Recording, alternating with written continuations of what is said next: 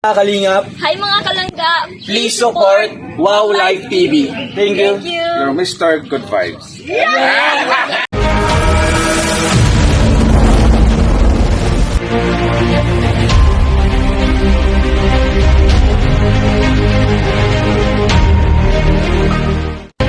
Shoutout sa lahat guys na. Magandang ano sa inyo. Wait lang.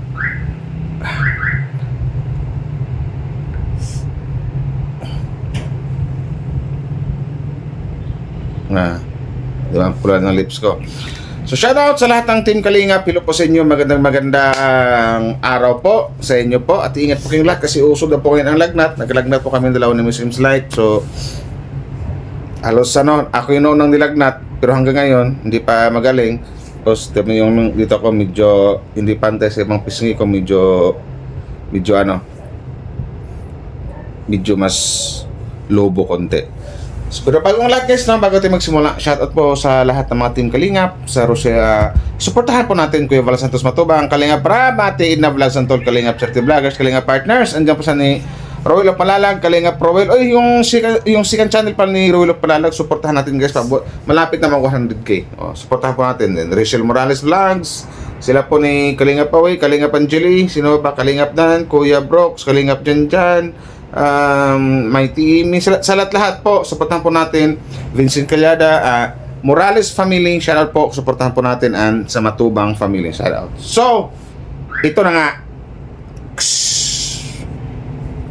Ang kwento kasi mga nasagap ko, ito pa lang mga ilang mga bashers, pero bago ko ipagpatuloy, shoutout nga pala at maraming salamat doon sa mga solid Rochelle fans na nagpapasa sa akin ng mga SS na may mga picture na, may mga legit na basher, tapos yung mga comment nila in-SS din, pinapasa sa akin. So, kaya hindi pa po ko nagawa ng content kasi nga po, nagkaroon po ako ng duda dito sa mga bashers na dumarami ngayon. Bakit kamo? Unang-una, diba? Shoutout sa lahat, no? Maraming salamat sa nag-like and share. Shoutout ka muna ba, Live, po? Yan, may lagnat din. Ang likas na ang laki ng face. Hindi malaki, wait lang mama, isa pa. Hi guys! May pareho kami may lagnat. Unang-una yung nangyari sa account ni Simi Magana. Buong akala ng Rochelle fans, legit na basher yon. Sus, letter C na. Buti na lang, hindi ko na content agad kasi nagkaroon po ako ng pagdududa na parang hindi to basher, di ba? So nangyari na nga, kinabukasan, buti na lang wala akong nasabing ganito ganyan na masasama or masasakit na salita laban sa isang Simi Magana. Yes. So, buti na lang. At napaliwanag ko doon at nag-chat din kami ni Simi, nanghihingi siya ng pasensya at nanghihingi ako ng pasensya at taramdaman ko naman talaga at naintindihan ko nasaktan talaga siya kasi sabi nga sa akin ni Justin nung tumawag sa akin si Justin Aguirre Vlog, shout out sa iyo boss Justin, no, na kaibigan nga niya at kaibigan ni Tereray. So, itong mga pinasa na basher sa akin, hindi ko naman mabilang-bilang kung iilan. Yung iba, mabubuksan ko yung Facebook. Yung iba naman, hindi. Tapos, may naalala ako noong mga nakaraang buwan, siguro 3 months or 4 months, something like that. Meron kong naalalang mga picture ng basher na ganun din ang ginamit ng ibang basher ngayon ng Rochelle. Wait lang guys. Commercial muna. Guys, parehas kami ng lip tint na ginamit ni Wowlife pero magkaibang kulay yung ang itsura, no? Kasi guys, depende yan sa inyong pH level ng inyong mga lips. Pero parehas kami ng ginamit isa lang yung lip tint na andito. Just Juicy guys. Ay, meron na pala tayong bagong lip tint guys. Ganda reaction ko, nag-ads bigla, no? Nag-commercial. Yes. Color pink guys, para sa mga bili na kayo guys tisay. ng 30 pesos lang guys. Yes, para sa mga tisay guys, Ito naman para sa mga tisoy. Yes, pugi. So yun na nga. So ang nangyari, pwede lang tumulay. Opo. Yun na nga. So ang nangyari ngayon, wala pa kong kinuntit isa sa mga bashers ngayon kasi nga doon ako kumuha ng basihan. Doon kasi si May. Kasi si Simi Magana. Kasi karamihan ng mga bashers ngayon, parang naisip ko, ito yung picture na na-content ko na last 4 months yata, or 3 months, or 4 months, something like that. Bakit gamit ng ibang pangalan ngayon? Tapos nakita ko sa Facebook, bagong gawa yung Facebook, tapos ang upload din ng picture, 1, 2, or 3 lang. So, sa madaling salita, madaling hulihin yung mga mga lintik na bashers ng Rochelle, nangunguha talaga sila ng ibang picture doon sa mga ibang tao. So, pagtingin ko sa mga Facebook nila, bagong gawa na Facebook, tapos walang gaanong upload ng mga picture. 'Di ba? So, mahirap naman na mag-content ako agad, maggalit ako agad, ipaskil ko agad yung kanilang pagmumukha. Eh, yun pala, ninakaw lang nila yung picture na yon sa ibang mga sa Facebook profile. So kung i-content ko tapos makita ng pinakamayari, so ang ending, ako yung malilintikan, ako yung maaaway, ako yung makakasuhan. 'Di ba? So sabi ko, wag muna. Kumbaga, pinag-aralan ko muna, pinakramdaman ko muna, tinitingnan ko yung mga Facebook kung ang Facebook matagal nang ginawa, ilang years na, tapos maraming upload na picture, malamang legit 'yon. Pwede natin i-content yun. Pero pag mga Facebook na bagong gawa, tapos ang upload na picture, 2, 3, hanggang 4, delikado yon. Mukhang mahirap. Basta, ganon. Kasi yung mga basher ngayon, kaya nila ginagawa yan Wowlife para kapag kino-content ka naman yung kung sino yung nag-comment, is safe yung totoong sila. Safe. So, sa madaling salita talaga nabulol ako. Mga keyboard warriors na talaga itong mga bashers ng maglangga ngayon. Kay Rowell at saka kay Langga Rachel. Kasi unang-una, hindi nila kayang magpakita ng totoong pagmumukha nila. Gumagamit sila ng mga mukha ng ibang tao para makapang-bash sila. Sa madaling salita, mga duwag talaga sila. So, yun lang yun. Mayroon namang mga mangilang-ilang bashers na matapang talaga. Gaya kay, wait lang, mamaya, ikunting ko ito mamaya kasi, medyo maano yung mga pinagsasabi niya kay Langga Rachel na kisyo, pagtaas na daw ang lipat, nagbago na daw, so may ikunting ko, ito lang muna unahin ko i-upload. Marami nakipag-away sa kanya, at saka may picture siya, I think nasa ibang bansa, siya, Pinay. So, dumakot, sa bashers muna tayo ha, so yun lang baka nagtaka yung iba, bakit hindi ako nag-content ng bashers, nag-iingat lang po ako kasi baka po magkamalit din ng content, yung pala, yung nag-content nating bashers, magnanakaw ng picture, tayo ang malintikan. So, yun lang. So, dumako naman tayo dito sa mga sinasabing one-sided fans na alam ko naman na alam nyo. Yung mga yung si Saisami. Saisami? Saisami. Since friends Saisami. Since friends ni Justin or ni Trixie. Tapos ginagamit yung pangalan niya tapos mambash sa Rochelle. Ibig sabihin, yung tao na yun na mismong gumamit talaga is kakilala personally or baka kilalang kilala sila. Yes, yan din pakiramdam ko. Parang kilala nila personally. Ang isang Langga Rachel kasi nasa gitli-gitli lang. At bakit alam na kasi alam niya na na kaibigan ni Justin at saka ni Trixie. At yun pa yung kinuha niyang picture, which is kay Ma'am Saisimi Magana, di ba? So Yes. malamang pakiramdam ko talaga itong mga bashers ng Rochelle, pwedeng sabihin na personal na kilala nila ni Langga, nila ni Tatay Rizan, Daddy Donut, or ng buong Morales family, or nila ni Tutong Rowell, di ba? Baka yung personal na galit. Baka may personal na galit. Pwedeng sabihin ganyan kasi Malaki-laki unang-una kasi ang nagamit ng picture talaga, kaibigan pa talaga nila ni Justin at saka ni Trixie. Di ba? So munti ko nang nakontent tuloy si Saisimi, mapagsabihan ng hindi ka mga masasakit na salita. Buti na lang hindi ako naniwala agad yung pagdating nung, di ba, nung nakarang araw, tapos kinabukasan, mga umaga, nag-check ako ulit sa niya. Buti na lang may post si Saisimi na nagpaliwanag din siya sa kanyang site. At yun na nga, nalaman natin lahat nung nag-live ako na hindi ka talaga siya yung basher. Kumbaga, ninakaw yung picture niya, pati yung name niya, ginaya, at gumawa ng page na mayroon ng 1 follower. Huwag niyo i-follow nyo guys ha. So, yan din bang kutob mo na yung bashers ng Rochelle na sa gidli-gidli lang nila? Yung gumamit ng account na yon o yung pangalan na yon, baka kasapi lang nila yon ni Gisa Salazar, Maria Cristina. Pwede nating ipagtagpi-tagpi, di ba? Ipagdugtong. Yeah. Yung gumamit ng Saisimi Magana, Gisa or Sisa Salazar? Gisa Salazar, Hugot Love Story. Marami-rami yan sila eh. Baka ano yan, at sa tingin mo isang tao or mayroon silang grupo or isang GC ganyan? I think, baka isang tao lang yan. Sa akin parang magkagrupo sila kasi nung napansin mo nung nakaraang ano, Ilan lang yan sila? Baka o mga siguro group of mga 5 lang. o mga 4 o 5 ganyan, no. Kasi napansin mo nung nagbanta si nung isang baser pala si Jesus Salazar Bayo na mayroon siyang sinasabing masama kay Tatay Rizan, nag-react doon sa Hugot Love Story. Drama Na lang. kurahin or hindi natin alam, baka drama lang yun yung Hugot Love Story or siya lang din mismo yun si Jesus Salazar. So wala wala pa tayong matinding ebidensya dapat to sa mga bashers, pero malakas po ang pakiramdam ko at naramdaman ni Wallet ng bashers ng Maglangga nasa gidli-gidli lang nila or nasa paligid-ligid lang nila. Yun po yung naramdaman ko. Hindi po ko nanguhusga, ha?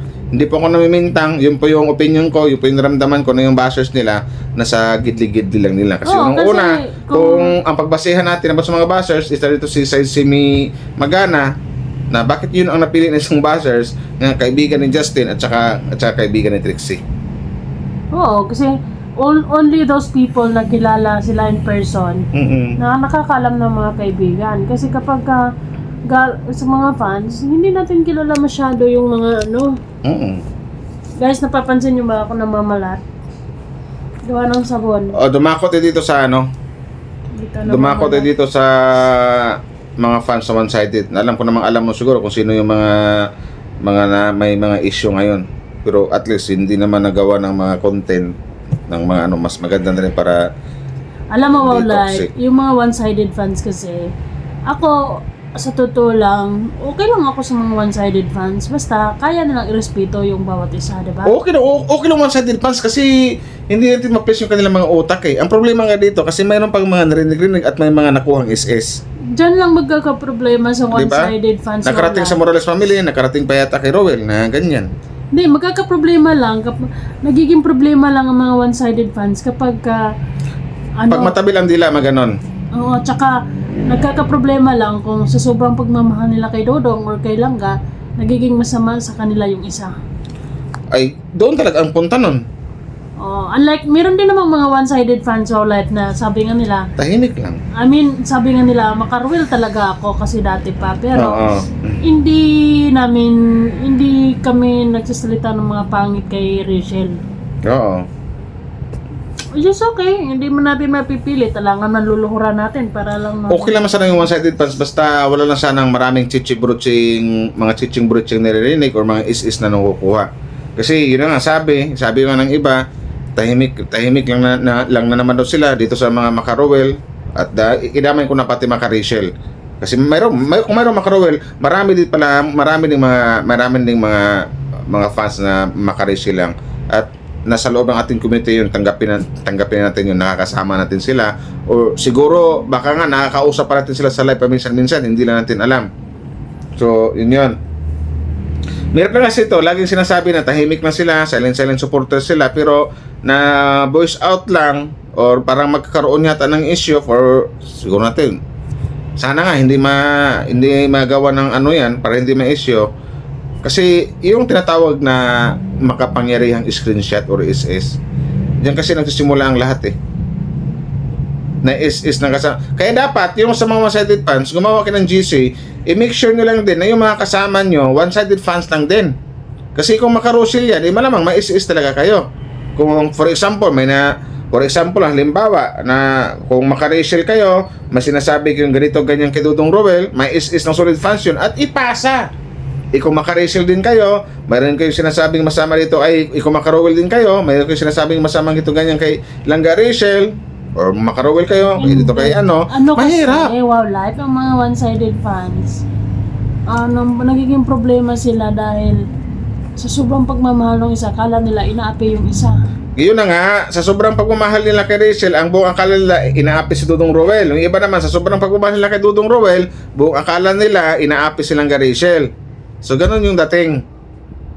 So, ang ending niyan, ang pag-uusapan nila, mga masamang pangungusap na or mga masasamang words na yung lalabas kanilang bunganga or masasabi nila through comment doon sa kalab team ng taong gusto nila.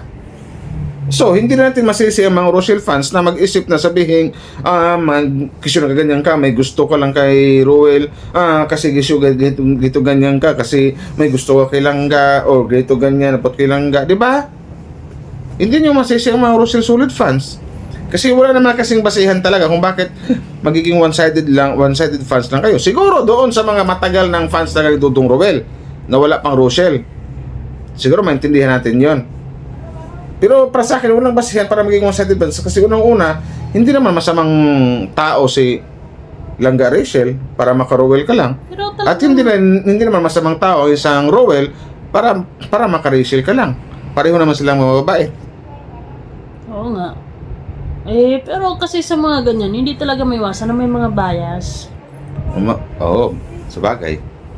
Kahit tatambling-tambling ka pa dyan wala, merong bias. Kumbaga, favorite person nila.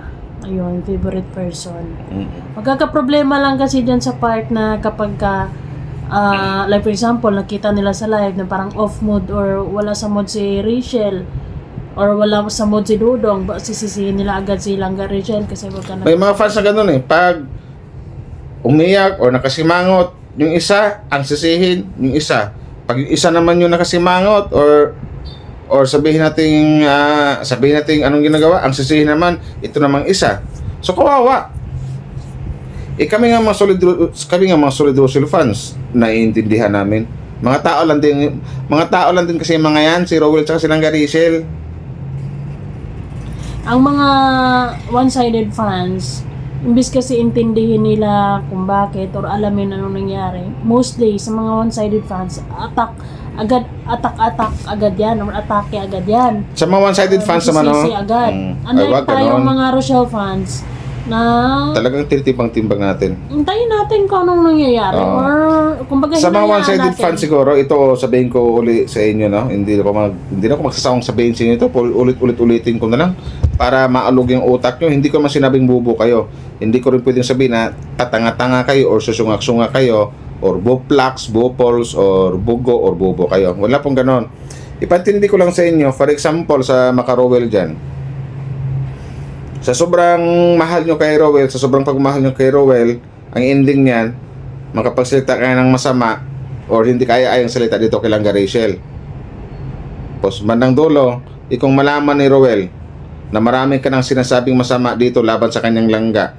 Sa tingin mo ba sa lahat ng Maka-Rowell dyan, matutuwa si Rowell sa inyo? Papalakpakan kaya kayo? Malamang, magtatampo at magagalit din sa inyo. Vice versa, gano'n lang din kay Langga Rachel. Sa tingin nyo ba, sa sobrang pagmamahal nyo kay Rachel, ang ending yan, parang ang dating niya na parang ayaw nyo kay Rowell, na marami nyo kang sinasabing ayaw kay Rowell, napapansin nyo na yung mga sa tingin nyo ba, kung mabasa nilang kay Rachel yan, kung makarating sa Morales family, na ganito pala ang tingin nyo kay Rowell, ganito pala ang pakiramdam nyo kay Rowell, sa tingin nyo ba matutuwa ang Morales family, lalong-lalo na silang kay Rachel? Kahit pa alam nilang solid Rachel kayo o solid Rochelle kayo, malamang hindi. So walang basihan talaga para isa lang yung suportahan. Tutulog yung partner ko. Tama ako, mali? Good. Di ba? So nasa inyo na yun. Nasa inyo yun. Basta kung hindi talaga ma-flash yung utak nyo. Ako kasi, okay lang sa akin. Hindi kasi pag napakinggan ko kasi yung live ni Daddy D. okay lang sa akin pag one-sided, basta marunong lang rumispito sa isa. Diba? Wala nang sasabihin na pangit. Kasi doon ko nakuha si Daddy D na nabanggit ni Daddy D na may isang is nabasa niya na galing sa buong akala ng karamihan ng solid Rochelle fans. Sabi pa nga niya, baka pag ito makarating sa K-Royd, sa amin, lalong-lalo daw kay Wow Life TV, sa akin, baka daw makontent ko. So malamang, pag makita ko yung may hawak kong ebidensya, i-content ko talaga yan. Darating din tayo dyan in a good way. Yun lang yun. Hindi ko kayo pagmumurahin. Ipapaintindi ko lang din sa inyo. Kasi nang ba nabasa din si Daddy na sinasabing kisyo, ganito na daw si Langga, bahala daw dyan si Langga, ito ganyan. So masakit yun. Ganon. So sa tingin nyo, kung malaman ni Rowell yun, matutuwa kay si Rowell sa inyo dyan sa Maka-Rowell. Doon sa mga nagsabi din ng masasamang salita laban kay Rowell, Dyan sa Macarisel, matutuwa kay silang Rachel sa inyo? Di ba? Hindi. Walang matutuwa sa inyo mga one-sided fans. Kasi yung dalawa na yan, legit na nagmamahalan yan. Mahal nila ang isa't isa. Masasaktan talaga sila pag mayroon silang nababasa o nakikitang binabas nyo yung kanilang minamahal. Diba? Dapat hindi ko na dapat sabihin to kasi alam ko namang may mga edad na kayo, matatanda na kayo eh. Alam niyo na dapat eh. Alam niyo na dapat kung ano yung magiging kahinat na ng mga pinagagawa niyo. Kaya walang basehan para sa akin para magiging one-sided fans. Dapat kung gusto niyo pangatin si Rowell, sabay si Rachel. Kung gusto niyo pangatin si Rachel, isabay niyo si Dudong Rowell. Parang ginawa ng Barangay Rochelle ngayon. Lalong-lalo na sa Barangay Rochelle Titas and Titos at dito sa Barangay Rochelle Marathoners. Ito sasabihin ko sa inyo. Unahin natin ang Marathoners. Marami-rami na sila sa GC. Pero hindi ko muna sabihin yung ano ha. Ang sabihin ko lang dito, kung sino-sino yung mga, ang minamarathon talaga nila, sabi kasi ako nagturo sa kanila, gumawa kayo ng playlist, ipasok nyo lahat ng mga video doon nilangga. Yung ipasok nyo lahat ng video doon ng maglangga kay Rowell at saka kay Langga Rachel. Isunod-sunod nyo. Kay Rowell, Rachel, kahit ilan pa yung ipasok nyo sa playlist nyo, ilagay nyo. Tapos bago nyo i-play, mag-clear history kayo. Tapos pindutin nyo na yung play all. Pag play all, kahit matulog kayo, buong magdamag ilang araw, basta matibay yung battery ng cellphone nyo, walang problema, tuloy-tuloy po ang play niyan. Ayun. Pangalawa, dito sa Barangay Rochelle Titos and Titas, sasabihin ko na sa inyo, ibubulgar ko na sa inyo kung ano yung mga agenda namin. So, ang unang bibigyan namin, si Langga Rachel. Tapos sunod, si Dudong Rowell. Sunod, Langga Rachel. At kung magkano man yung naano ng Titas na ibigay kay Langga Rachel, ganun din po kay Dudong Rowell, patas po yung dalawa, wala pong lamang sa kanila. Kasi nga po, sinasabi ko, pag sinabing Barangay Rochelle, solid Rochelle talaga. Ay, nagdighay ako. Solid Rochelle talaga yan. Solid Rochelle fans. So, yun po yun. Nakakasundo po ang lahat sa GC, kaya saludo din ako sa Barangay Rochelle Titos and Titas, lalong-lalo na sa mga Barangay Rochelle Marathoners. Yan. Saludo ko sa inyo dalawang kamay. So, dyan sa mga one-sided, no? Kung hindi na kayo ma-please talaga, hindi na kayo mapagsabihan. So, please lang, wag nyo nang anuhin. Kumbaga, tahimik na lang kayo mag-support. Yun na lang.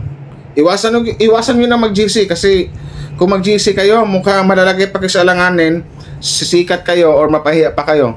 Kasi kung mag-GC kayo, dapat lahat kasali doon one-sided.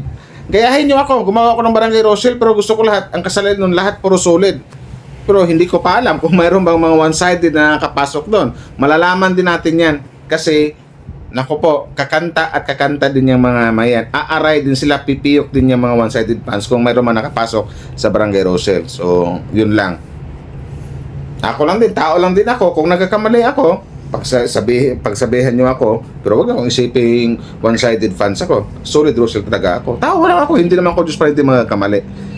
Tao din si Miss Im's Life, nagkakamali din yan. So pagsabihin din kung may mali, lahat naman kami. RC, Burloloy, Jinsinisa. Kung mayroon kaming pagkakamali, lalaw ako, sa sarili ko na lang.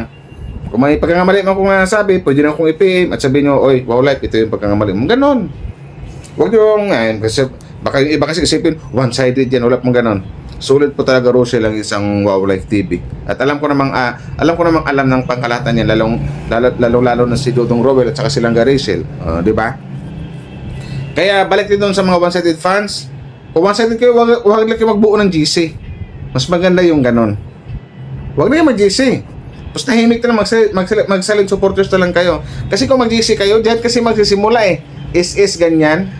Sabihin nyo, tahimik lang kayo, silent na kayo, nag-support kay Rachel, or nag-support lang ba kay Rowell, tapos may mga GC kayo, pero doon nyo pala nilalabas yung lahat ng mga gusto nyong sabihin masasama laban doon sa taong hindi nyo gusto. Hindi mahirap yun. Kung may SS, alam ko nangyari na yan at mayroon na nakarating sa Morales family at saka kay Dudong. So anong ending? O diba? Malulusaw GC nyo. Mag-away-away kayo. So, ganun yon.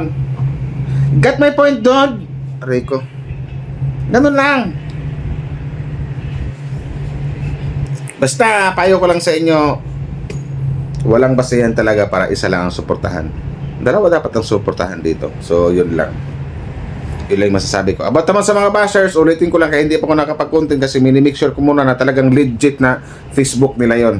Kasi ayaw ko nang maulit pa sa ibang tao yung nangyari kay Simi Magana na ginamit na yung picture at pangalan niya. Na buong akala ng mga Rochelle fans na basher talaga yon.